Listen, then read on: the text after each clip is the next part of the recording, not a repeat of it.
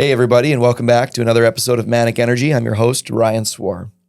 So today I'm really excited because we get to meet with somebody who I've known for about half my life now.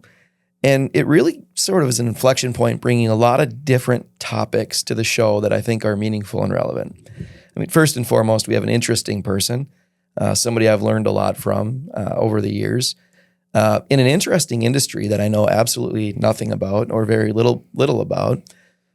We've got a business owner and somebody who's really committed themselves or is very committed to their craft and excellence and expertise.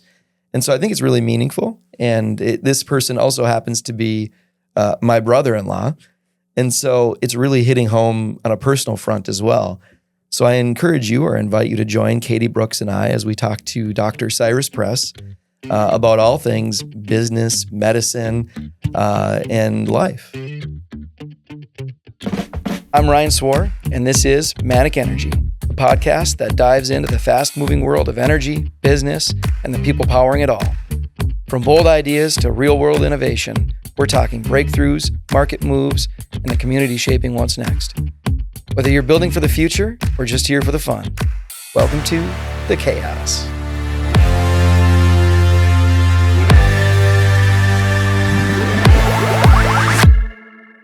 Cyrus, welcome to the show. Thank you for agreeing to do this. I don't know what it's going to cost me.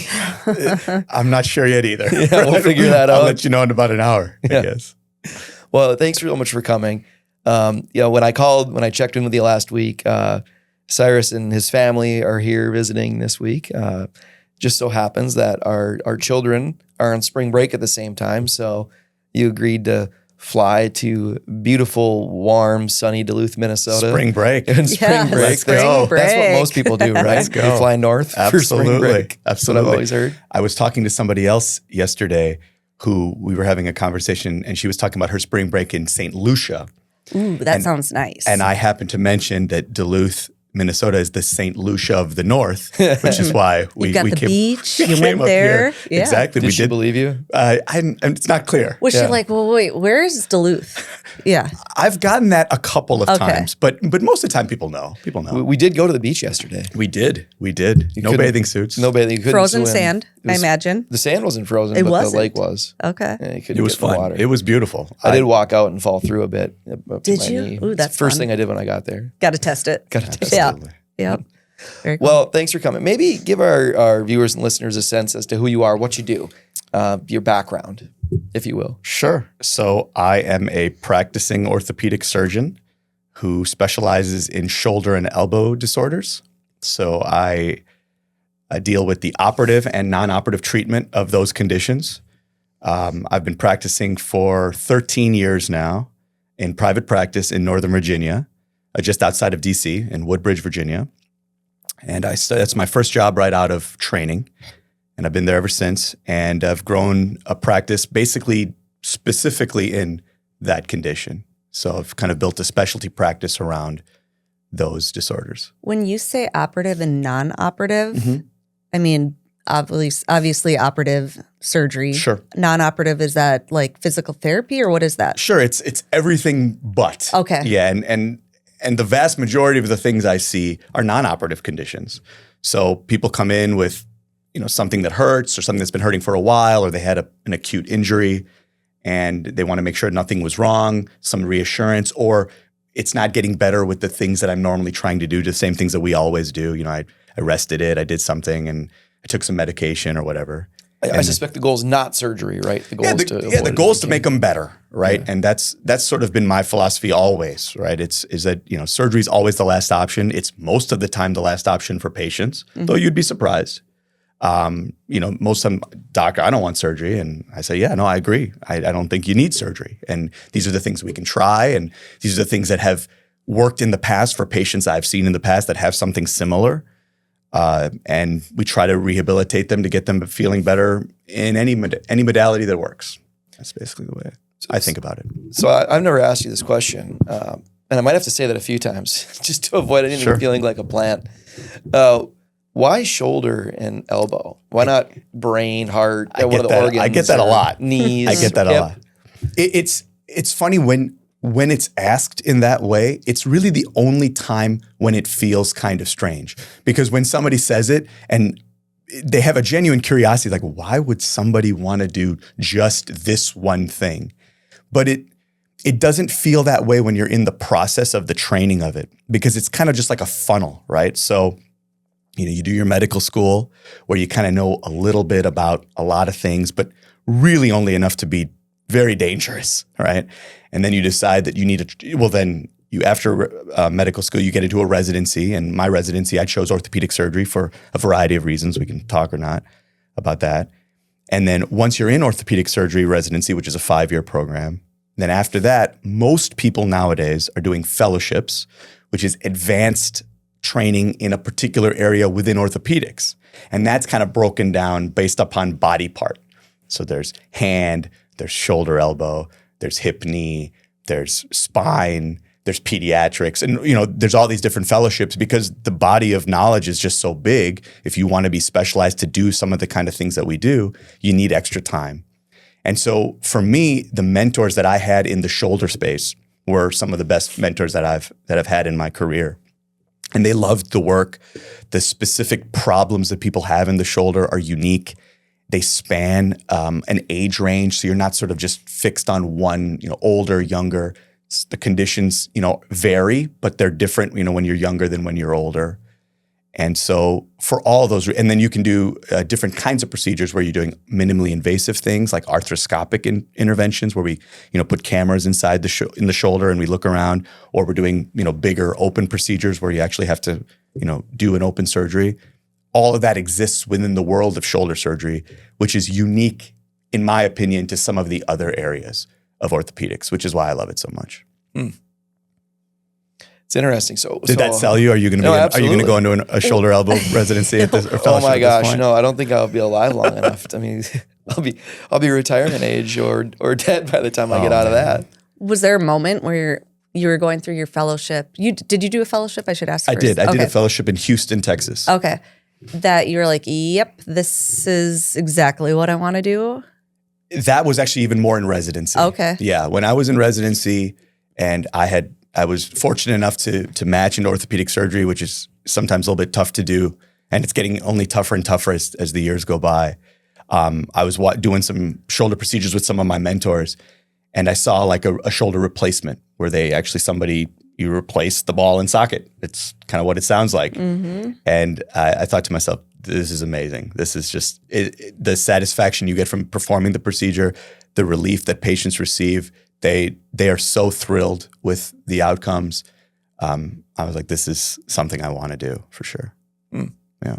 So you get out of your residency, but maybe let's back up a little bit, actually. What promoted you or inspired you to even get into medicine in the first place? Is there like, do you remember the moment, or was it always just kind of a lifelong dream? I think it was kind of one of those things you say when you're younger, and I just never vacillated from it, I guess. I don't know why.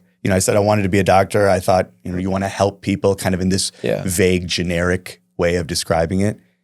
And then when you started to just kind of get on the path with that in mind, I sort of just kept making decisions that would sort of further that goal.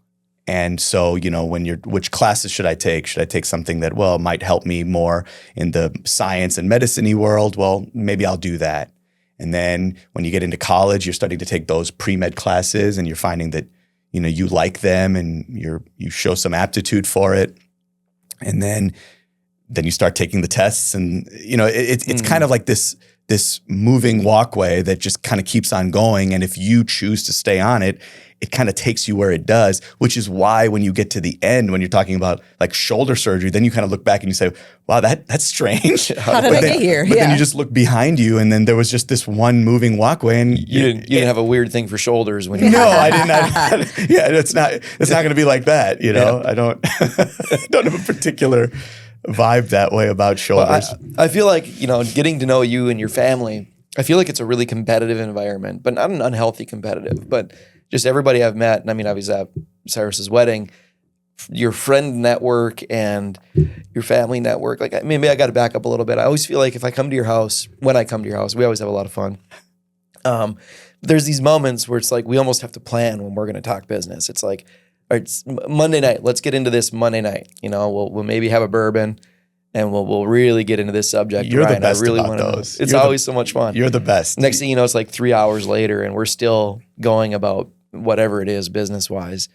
And sometimes it's about your business, and sometimes it's about the business I'm in. I love it. I love it when I'm talking about you and learning about your business. And I like it the other way around. Exactly. Well, that makes it work, I guess. It's kind of fun. But it is a lot of fun. But the hardest times are when it's like your father was an engineer, right? He was a mechanical engineer, yeah. And your brother, Carl, investment, private equity. I don't know the word. My brother is amazing. He's amazing. He's amazing. And he is now working at a private equity firm in San Francisco. Yeah. He manages a very large fund that works on acquiring and developing software businesses. There's a couple moments where I've been at your house and they've both been there. This hasn't happened many times, but it's like I need to prep for this for like a week. And it's like, all right, no alcohol next week because I'm going to get ringed out by the family about, so tell me about your business. So what are you doing here? You feel like you're in the hot seat? Oh my gosh, yeah. And it's like, I really got to be on my game. I don't know why my brother is an all-star, yeah. I just say always switched on is what it feels like. We're always switched on talking about business, talking about life. And it's just a lot of fun. So, I mean, do you think that competitive nature, because I would think a lot of people would look at, going through the amount of schooling and training you did to be a doctor, to be, get your PhD, to practice medicine, to be a surgeon. You've got to have a lot of drive to do that. Do you think the childhood had anything to do with that? Like, is it competitive at all? Or? I think so. I think Carl and I pushed each other a lot. A lot of it, credit of course to my parents, and they motivated us. They wanted us to be the best that we could be, and just excelled at the things that we said we wanted to excel at. And for Carl, it was a little bit different because he saw the things that I did. He's my younger brother, and I think he wanted to chart his own path. And when I was kind of succeeding in the path that I was on, he started succeeding on the path that he was on, which was totally different. And it's led him to these new and amazing places. And the two of us kind of have these different paths to get to successful careers. And it's just been fun to watch because, he had so much talent for so many things, and he ended up doing this, which was so totally different. Nothing in our family, yours or mine, that we've done anything like that. That's right. And we should probably cover how we met, right? Sure. Because how did we get together? Sure. I don't know. It's funny because our wives, Rachel and Anna, are nurses. Rachel, the nurse practitioner, Anna's still a nurse as well, and from Hayward, Wisconsin. And you guys met. I mean, she must have. I can't tell your story, but I can say that I started off early, kind of the same thing you did. I just jumped off that treadmill. I didn't stay on it the way you did. I got off it real quick. And I think organic chemistry was when I jumped off. But that's also coincidentally where I met Rachel, and we ended up started dating and got married. But you had met Anna probably practicing as well. No, I was in residency. Yeah. I was in residency, and she was one of the nurses on the floor. It's kind of one of those like TV show kind of a things. Although I was a resident, and I was probably more awkward than I would have probably admit to being, I think. But yeah, I met her on one of the wards and introduced myself, and we went out, and that's how that went. Well, and I mean, it's funny because what I remember of you early was I had a lot of respect for you because you were always, I feel like we did a lot of firsts together. Coming to Hayward was the big city of Hayward, Wisconsin, when you'd come visit. It was like... I had no idea when she told me where she was from. And where are you from originally? So I'm from the suburbs of Chicago. Okay. Yep. So I've kind of always been very suburban, houses right next door, but nice suburban neighborhood. And then we met in the city when I was in residency in Chicago. And so she told me she's from Hayward, Wisconsin. I had no idea.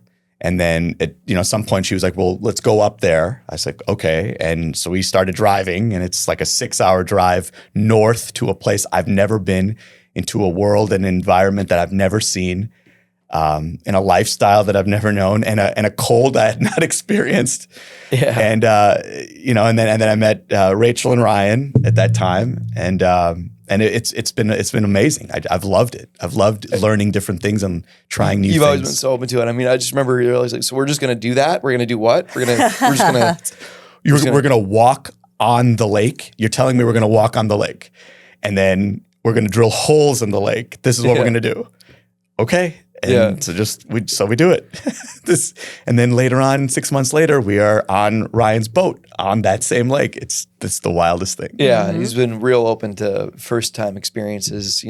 Hunting and fishing is probably that's what our father-in-law is really into. So it's kind of the life. I remember. So we shot a deer one time together. I shot a deer, and I don't know. There might be people that are against hunting that are listening, but we're definitely about responsible harvesting. What I will say is, I've gone through the act of processing deer more than once, and I thought I knew something about it until I watched Cyrus go through it for the first time. As a surgeon, I didn't know where you were going with this until you just said that. I was so impressed because you're like, oh, this will be burger, or this will be, and you were like, I mean, I might have just put the knife down and step back and watch. I don't know that I would. He'd never done it before. Like it was crazy to me. Like everything you were telling me about how similar the anatomy is between a human and a white-tailed deer. Is it? I mean, there's some part. I mean, there's kind of similar bones, different structures, but you kind of talking about this is where this is going to be. And you're like, and if you actually move this over, you're going to get even a more tender cut back here. And Cal's just like, who's cut, or he's processed multiple, and he's just like, oh, I didn't know that was the back there.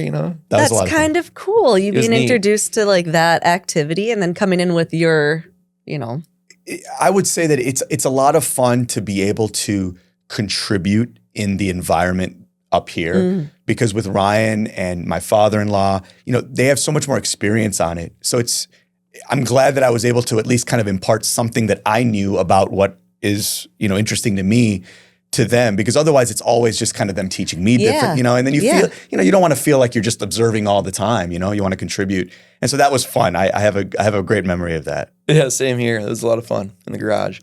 So maybe getting into business a little bit. I'll just say, and I have a very novice understanding of this, but what are your options like as an orthopedic surgeon? Is it working for a hospital system? Is it, owning your own practice? Are there others? And maybe what direction did you go there and why? Because this is really kind of an interesting topic to me as well. So coming out of training, the environment that we are now exposed to, the business world of medicine, has changed dramatically, even in the course of my own career. But historically, everybody sort of joined a private practice. So doctors hung their shingle, said, I'm here, this is what I do. It was your own business. You hired your own staff. You ran your own company the way that you wanted and provided the care that you wanted to provide. But that has changed, dramatically over the decades, many preceding us, but then even leading to where we are now, where when I was coming out of training, in 2013, it was almost like 50-50 of new surgeons going into either a private practice model like I'm describing, or working for a hospital system, being an employee of a system. And since that time, it's changed even more. There are less private practice surgeons there are today than there are surgeons that are going into working for hospital-based employed positions. And in fact, now we on the private practice side almost have to espouse some of the virtues of it, or what we believe to be the virtues of it, in order to recruit some of that talent. And because the business of medicine continues to evolve in ways that make private practice medicine more challenging. And that's something that we're trying to fight against in various different ways. Well, what are some of those things, if you don't mind? So when I joined in, like I said, 2013, it was a private practice of a couple of docs that I knew, and we decided, I was going to join them, and they needed somebody to do shoulder surgery. I said, I'm your man, and we started.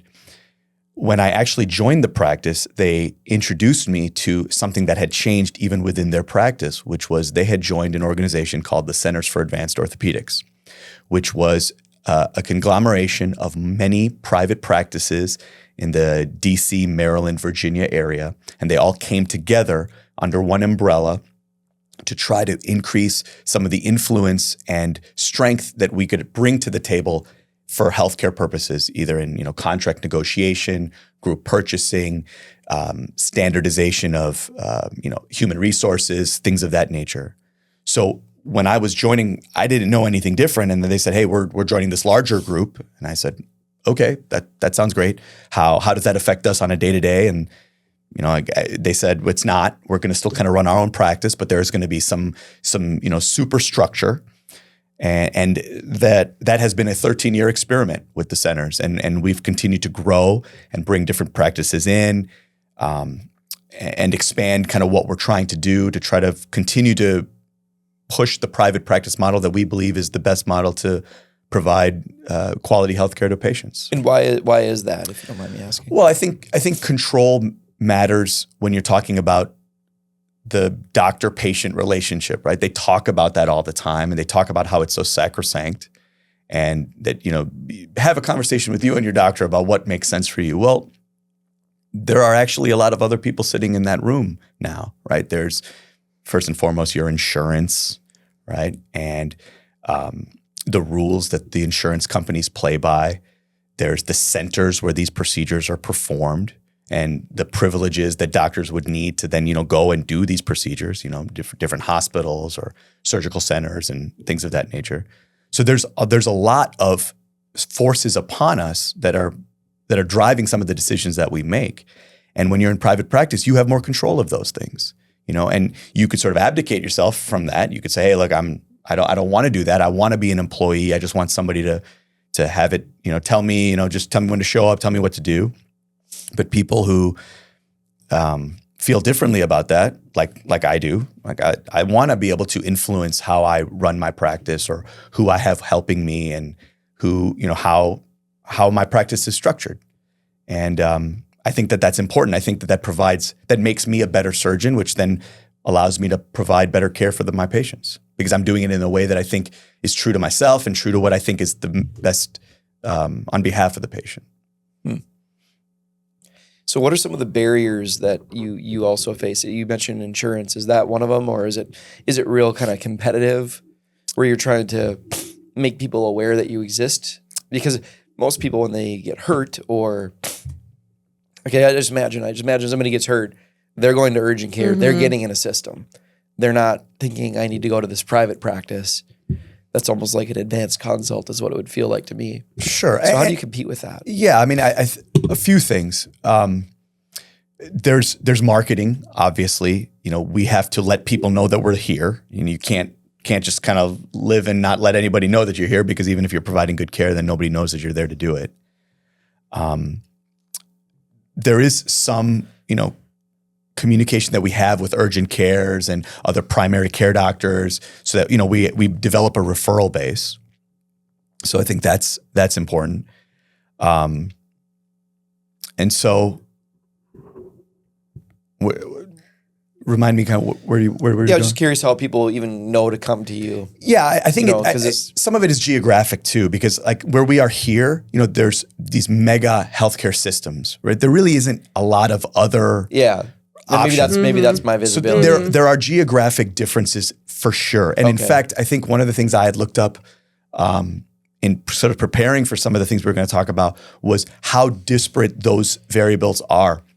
There are some places where private practice models still run, in high frequency. Okay. Whereas like states like Wisconsin, there's almost none of it. It's all been kind of taken away by just these mega healthcare systems, where the thought of even being a private practice physician is almost non-existent, or it's prohibitive just based upon the competitive massive landscape. Barriers to Wow. You couldn't survive. You couldn't run the business. You couldn't have a business in the way that we think businesses run, because the system is just not equipped to allow a solo or a small group to survive based upon the regulations and the rules that are required for healthcare nowadays.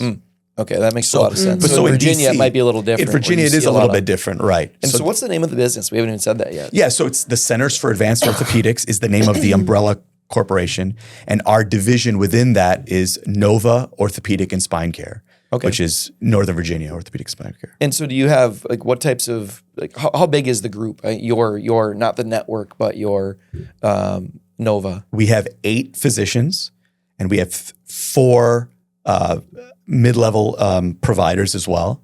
So that's 12 of us, and then we have an office administrator, medical assistants, radiology technicians. We also have physical therapy, so we have physical therapists, physical therapy assistants.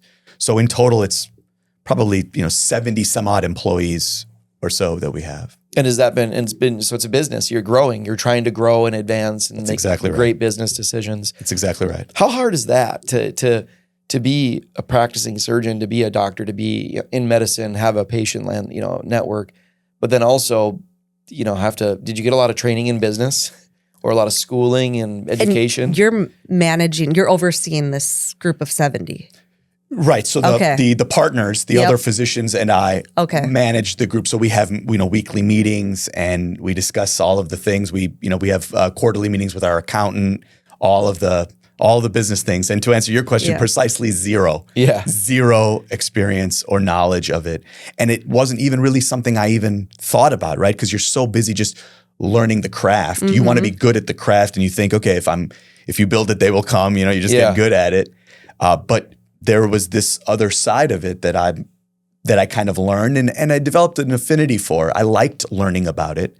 And that's where some of the conversations that you and I have had over the years have grown. Yeah. Because I try to learn about different ways of doing things, how to, motivate teams, how to create systems that are reproducible, that, achieve excellence, how to try to minimize some of the distractions that can keep you from achieving, said goals. But yeah, I have had none of it. I've learned it all on the fly. How to market your business, how to market, what types of positions you even should hire or bring in. Correct. That's got to be the hardest part, is being creative about saying, and taking risks and saying, hey, we should hire. I mean, Katie at LSE, your title is marketing director. Yep. And to say, hey, we should hire a marketing leader. Like you wouldn't even do that, right? You ever think through that? Like we've had those kind of conversations. We said, we need marketing. At what point do you need this? Correct. And then we have to ask ourselves, well, how do we know it's working? What are the metrics by which somebody is going to provide us that we can then look at them and say, okay, well, this is money well spent or not. And I mean, we have a Google we have a website, we have Google, reviews and other reviews, and some of us are fortunate enough to be, nominated to like the regional best doctor lists. How do we let people know that we're on the list? So it's so interesting because I have to admit, and it's a little embarrassing. It wasn't until recently that I was like, oh my gosh, this is just business. It was like, I remember we were on the lake, we were fishing, walleye fishing. This is like 2 years ago, probably 2 summers ago. And you would ask me a question about, hey, we're losing, I don't remember precisely what it was, but you were losing some staff that were long-term employees to the hospital system or to other, providers for $1 or $2 or $3 more an hour. You got one competitor that's coming into the area and just paying a sum that's significantly different in salary. And I remember you being like, how can I retain these people? We got a big issue. How do we retain our talent around this? And you weren't asking me per se, but I was just saying, how are things going? And you're like, we're facing this issue. I was like, oh my gosh, like I know that game. It's exactly right. Exactly right. I mean, the parallels when you talk about it on that side, you don't want to throw it all in that same boat, right? Because we still are, we're providing healthcare and we want to be able to, we want to think about it that way because it matters. But ultimately, there are some realities that need to be met in order for us to provide that quality. Process and procedure, quality control, I imagine, is very significant. And when salaries go up or the regional salaries go up, and people are telling us that, hey, I'm hearing that this place over here is offering this or that. We have to have conversations together as the partners and say, what are we going to do about that? You can't swing at every pitch, right? If everybody keeps coming at you and telling you that I need X amount of money, we have to make tough decisions on good employees, and so it's challenging. And sometimes some people realize that it's not for them, and then I'd rather be an employee. I just want to practice medicine. I don't want to deal with those issues. And there are pros and cons of that, and people have made their own decisions about it. And I think that's an evolution that will continue to shape healthcare as the years go by. I think that's true. Yeah, that's interesting. A lot of parallels here, though, with like the technical training that you both received in your respective industries, and then the business, running a business and ownership and whatnot. But it's really interesting to hear, both of you speak to that. And then, like, curious, both of you, how do you balance it and make that shift? Like, you do it on a day-to-day basis, both of you. I imagine have this hat on during the day, technical, but then overseeing the business. Yeah. That's a lot. I would guess for both of us. For me, yeah, the technical is very minimal, and I miss it. Where it's like, it would almost be like I've gone like 95%, 98% on running the business and working on the business, and sub 5, if not 2% technical. And there's times where I'm like, still got it, because like the question comes, I'm like, really? I've worked on that before, and I help people. And I kind of miss it where it's like, man, would I be better off just getting back to that and leaning? Because I feel like I could really be good at that technical side. I don't want to draw a comparison to, surgery. Sure, but there is definitely a technical element in a lot. And I mean, it took me a decade to get the certifications I had. Yep. Yeah, don't minimize it by any means. No, it's just different, right? It's that path you both. And I think in you can't not, like, it'd probably be really difficult to evolve in that way. But I do think that there's some, when I think about, at least more recently, how I'm thinking about business, we've talked about the Dan Sullivan books, Who Not How, where it's like, all right, I shouldn't be thinking of how can I do this? It should be thinking of who can I have do these things that maybe I'm not as good at. So I think what matters is you got to figure out what your passion is and lean into that passion. And so for me, I get a lot of meaning, and I really appreciate and enjoy being able to teach others and watch what they can do and help motivate and create an environment or a system that can be self-managing and replicate and have big impacts on the economy, on our local community, whatever you call it. So that's what I should be doing. I feel like could I go drill deep into a singular topic or specialty? Yes, absolutely. And I think I could be really good at that, but I don't think the impact I could have is as large as the one I get a lot of energy from more of the systems and the people around it. And so I think for your example, do you get what is your why? It's a little different. Why? Yeah. If it's about patient health, then it's that business model that you were speaking of before, and withholding that private practice and the patient health first. The difference in your vision, which I love hearing you talk about that, and that vision that you try to create for the company and for you and your own personal goals. I always have to see it a little bit differently in that I feel like I have to create systems around me to try to make me as efficient as possible, because I can't, or maybe I can, but I'm not aware. I can't go beyond me. I can only make the widgets as quickly as I can make them, right? There's only so many hours in the day that I can operate or see patients and do the things that I need to do. And if I can influence the team around me to understand that, look, if we all sort of row in this boat together, we can get more cases done, we can see more patients, we can help more people. That's the value, And so that's a part of my professional development. And then another part is that business side that you said. So I don't know where my percentage would lie. I don't know if it's 50-50. It's certainly not. I think there's more times I'm working on the medicine side, but there's still a large chunk that has to then boil down to, am I being successful at what I'm trying to do? And ultimately when you're looking, at the quarterly numbers or whatever the case is, that's how right? I mean, that's ultimately kind of you add it all up at the end and you see what you got. And I think for you, it sounds to me more like your who's would probably be people like me, people that really get a lot of energy from running the business, depending on what your goals are. I mean, if your goal is to expand significantly in the next 10 years, then you're probably you'd get benefit, I would say, from having people that know a lot about human resources and how to structure these programs in a way that, drives and motivates employees, because pay is only a lot of science and Correct. research would tell you it's a minimal thing. Correct. In fact, you have to be at a certain point for sure for sustaining. But in my experience, the reason people choose to stay places is because they feel like they're part of something. They feel like they matter. They feel like the people around them care about them, and they're paid a fair wage. And that's absolutely correct. And creating an environment like that, if that's not the reason you get out of bed in the morning, then if your goal is to grow, you do well to find somebody that it's like that. It's hard. It's hard. It's very hard. It's hard to be able to convey a vision that way, because but you have 8 different partners and everybody sees things different. There's a kind of a joke that they say the only ship that doesn't float is a partnership. Yeah. And I think we're better than most, in fairness. I would say we're better than most. There's some, groups where they don't talk. They kind of do their own thing. They try to run their little world of their business the way they want to. And we don't do that. We try our best to sort of be collaborative.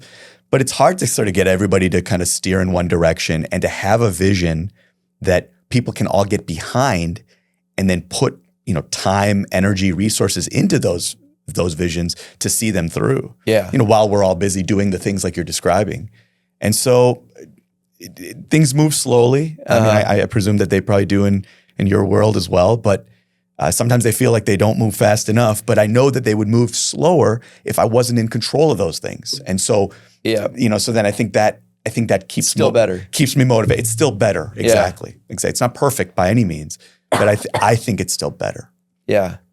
Have you guys done any kind of like strategic planning, like facilitated sessions with somebody? This isn't a pitch, by the way. I'm just saying, like, we got a lot of value one time. We brought in a couple of people that were like super affordable and really reasonable, that were professionals, that came in and like helped us create a 3-year strategic plan where you go through, it sounds corny, but it really is helpful, where you go through sort of the process of alignment and the process of understanding where there isn't alignment, and then how you can reconcile those things. Have you guys done or even thought about doing something like that? We talk about it all in sort of subgroups, so we'll have a big meeting with, all of us, and, you'll leave and you'll feel very sort of unsatisfied with that. I'll call you or you'll call them. Exactly right. I'm sorry. That's nice to hear you say that. Exactly. The meeting after the meeting. The real, where the real decisions are made. Yeah. Been there. Right. And so we'll say, we need to figure this out. What we should do is we should get into a room all together and really talk. And then we'll think, well, wait a second. We just did that and we didn't accomplish the goal. Yeah. And so, it's kind of this perpetual thing. But I, to your point, I think it would be very valuable to actually have somebody there who was authoritative enough to get everybody to say, okay, listen, we're going to listen to what he or she has to say. Yeah. And there's ways of drawing that out too. And the hardest part is, like, in my experience, the hardest part is the end. It's not hearing the issues or having the conversation or even going through whatever steps, even designing the day. Designing the day is really important. And if you guys aren't doing that, I mean, I'm not advocating for it, but you guys might think about that, right? Because it's interesting when you go in and somebody's like, hey, no, here are the things we should really figure out. What are your values? You're like, no, we want to talk about our issues. And it's like, forget the issues. That's not, to have somebody to help you and say, those actually don't matter and here's why. What really matters are these things. And if you can align there, then, you really are onto something. And all this other stuff solves itself. It's easy. It's so hard to like rise above the issues and think about the opportunities when you get in a room together that, you don't always get traction. You might think about that, because the other hard part I was going to say is the work at the end, especially when it's hard to commit any time to it. It's really hard to, once you sit down, it's exhausting. It's really mentally taxing. Then to organize it all in a way that says, oh my gosh, that's for sure what we want to do. Here are the things that matter most. That's where we need to go. We're all on the same page. I mean, you know what it's like to sit down at the end and be like, all right, we just went through a 2-day session or a 3-day session that was a lot. Now the real What do work we do? actually Now, where do we begins. start? Yeah. Getting somebody else to summarize it and be like, Mm-hmm. does everybody agree? Is this what we talked about? And it's like, oh yeah, that's what we talked about. Correct. So, I mean, sometimes you arrive at a conclusion and then you have to almost stop and think, like, what was that the conclusion? Is that what Did we actually do it? Yeah, and did we do and it? then are we actually going to do anything about it and hold ourselves accountable? And It's hard. It's very hard. It's very hard. I mean, everybody is kind of fiercely independent. Everybody thinks a little bit differently, and nobody's willing to take that first leap, right? There's the vulnerability there, and I think that, to your point, I mean, if you want to get to that level, you have to do those things. Yeah. You have to do some of those hard things, and when you are mired in the day-to-day of healthcare and trying to deal with just keeping these fires put out, to actually carve away time that you feel is meaningful to then actually say, this is worth it for me to not be doing something else and do this, and then implement those things, would be worthwhile but difficult to do. Yeah. One thing I wanted to circle back to that you said that I really loved, I really respect and appreciate too, was you said, if I heard you correctly, I hope so. If you it's said about some of those nice things about it. experience. It's about making people better. I didn't hear you say, it's really important, right? Like you think about impact. It's not, how do I make more money? It's not even about how do I displace the system that, I'm competing against, or how do I outperform the competitors? It's about, which are statements that are very hard to make come real or become, those aren't lasting things to focus on. The competitors change, the game changes. You said, how do I make more people better? How do I build efficient systems around me so that I can do more, which is focus on patient health, which means you really understand what business you're actually in.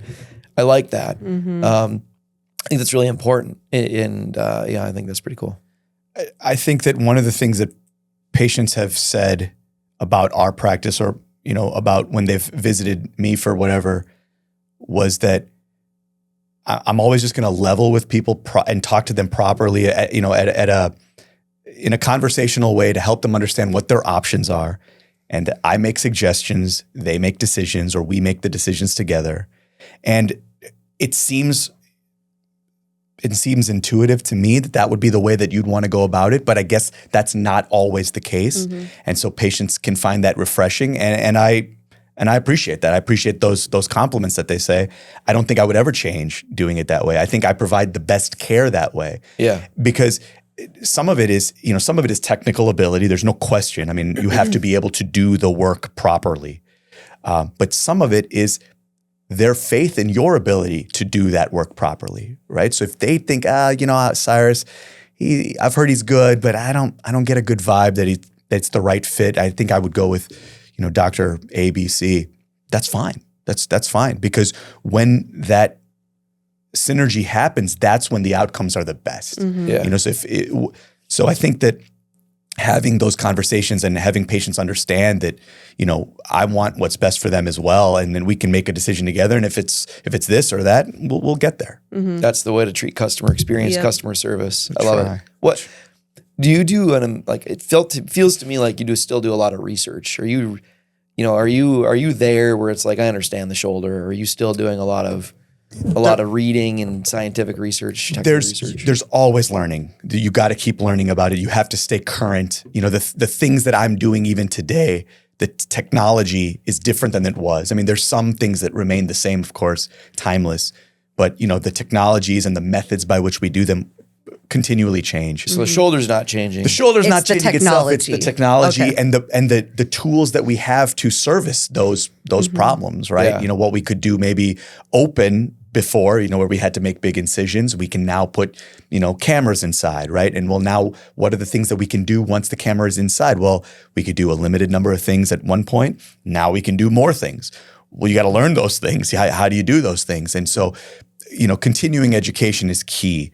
I'm fortunate to be a member of the American Shoulder and Elbow Surgeons. It's a society that is, dedicated to advancing the field.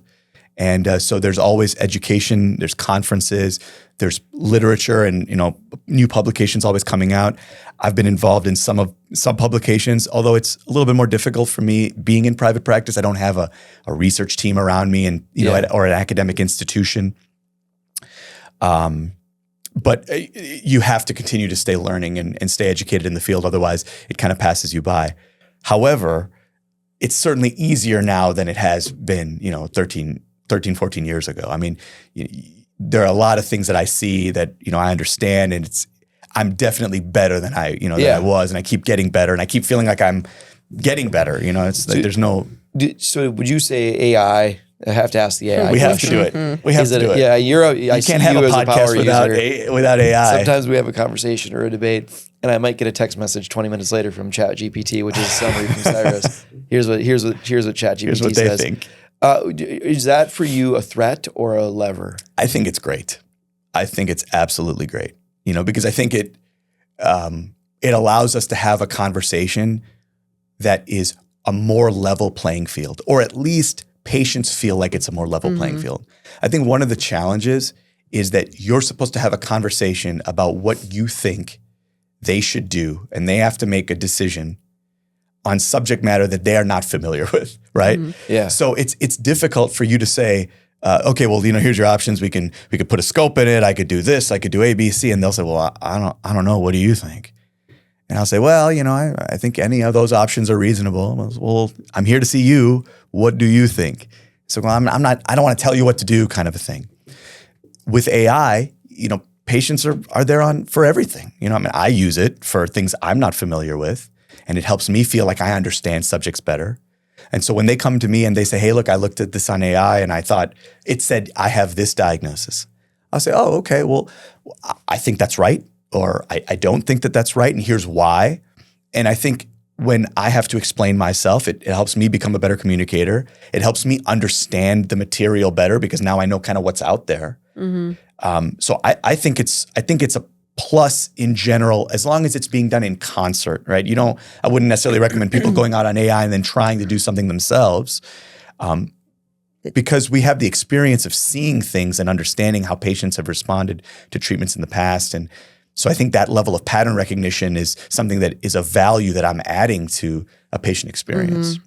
Helps bridge that communication gap, but then also probably supports that patient maybe advocating for themselves, asking the right questions or follow-up questions to make that decision. I think that's right. Yeah, I think so. And it makes them feel more comfortable, right?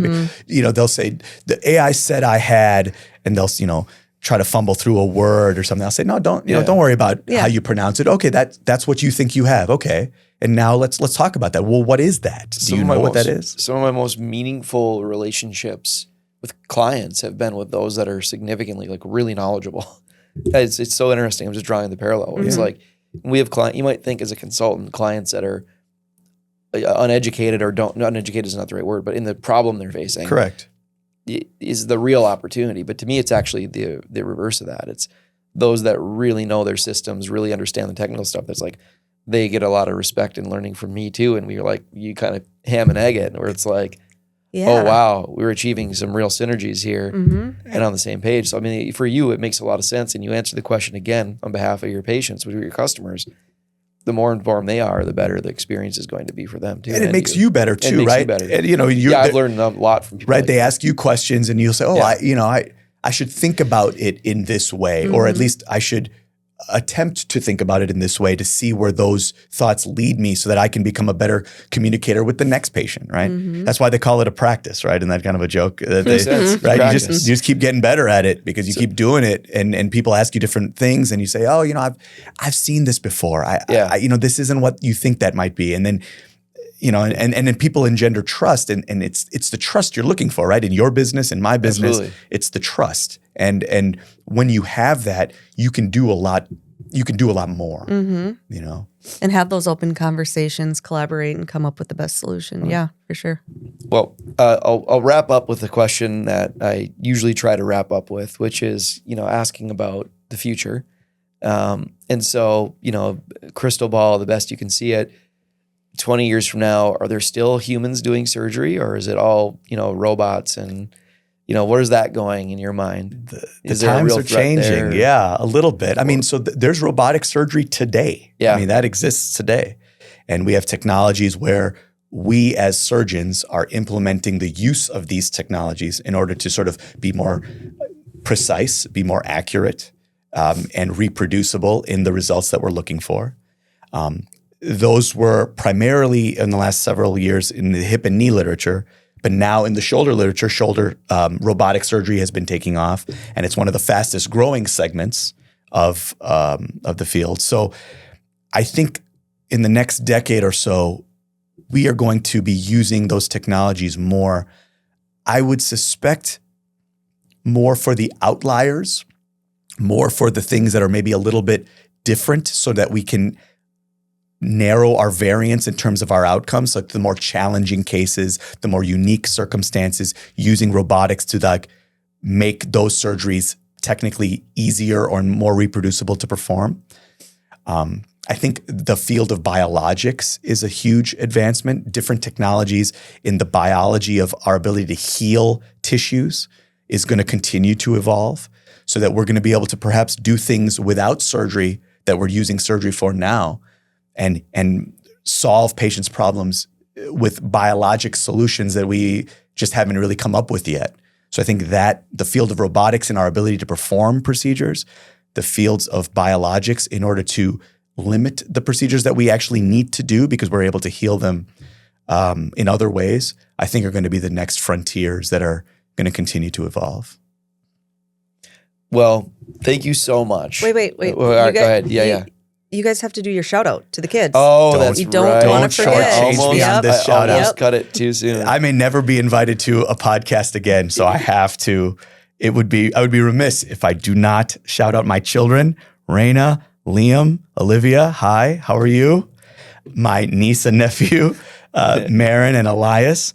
My other nephews, Clayton, Cameron, Carter. You guys are all shouted out. You're in the podcast. There we go. It's done. right. Love you guys. Thank you so much for agreeing to do this. I appreciate it. You getting out of the comfort zone and doing something you wouldn't normally do. And I hope our viewers and listeners got as much benefit as I think Katie and I did. Yeah, Thank you so much. You. Oh, it was an honor to be here. Thank you so much for having me.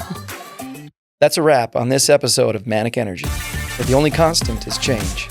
If you're fired up, do us a solid. Follow the show, leave a quick review, or send it to a friend. Got questions, ideas, or a topic you want us to dig into? Drop us a line at the link in the show description. Thanks for riding the current with us. Until next time, stay charged.